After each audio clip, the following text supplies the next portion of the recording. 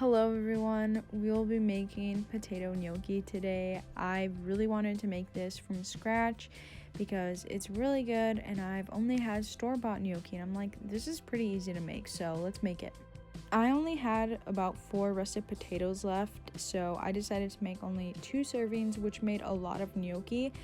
And what you want to do is put your potatoes in cold water and salt the water and then put it on the heat.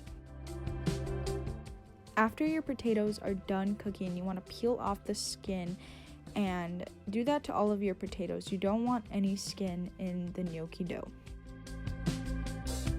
I recommend having a potato ricer on hand if you do, but if you don't, you can also put the raw potato, no water, no milk, nothing, no butter at all, in a blender. That I found that really worked for me, but in the video you can see that I'm using a standard mixer.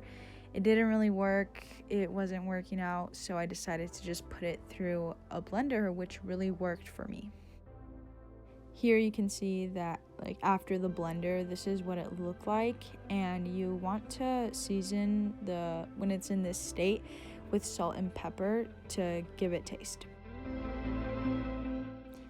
Then you kind of want to make a well in the middle of your dough and crack in an egg and mix it together. This helps the dough bind together.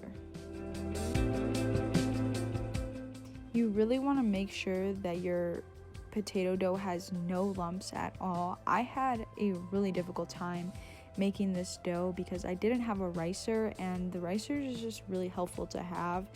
You don't need to have a ricer, like I said. You can put it through a food processor, which really helps. And I just put it through a blender and it worked really well.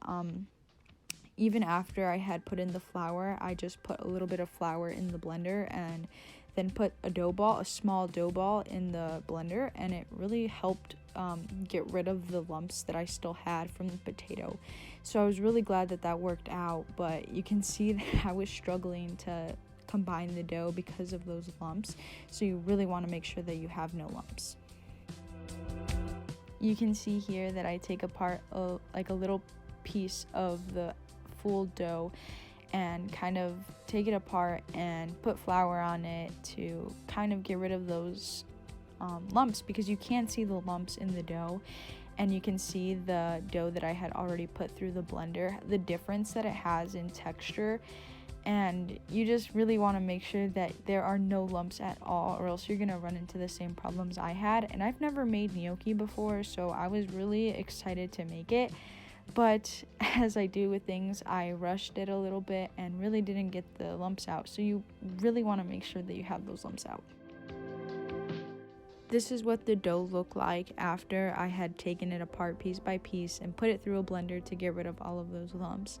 And I'm really glad I did that, because you can see a clear, distinct difference between the dough before I did that and then the dough after. It looks completely smoother and way better and way more combined than it did before.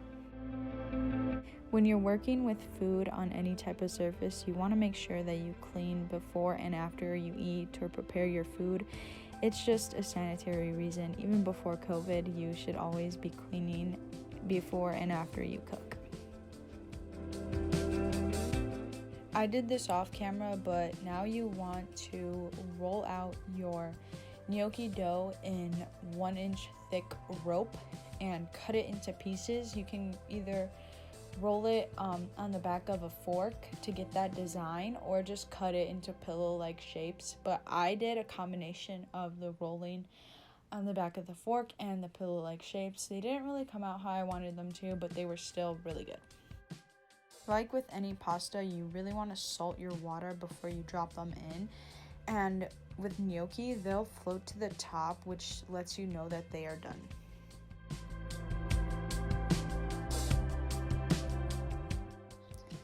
I just strained my gnocchi straight from the pot and dropped them in a butter sauce that I had made, which is just butter, pepper, salt, and whatever other seasonings you want to add. I added bay leaf to the butter before I had dropped them in, which gave it a really good flavor that I liked.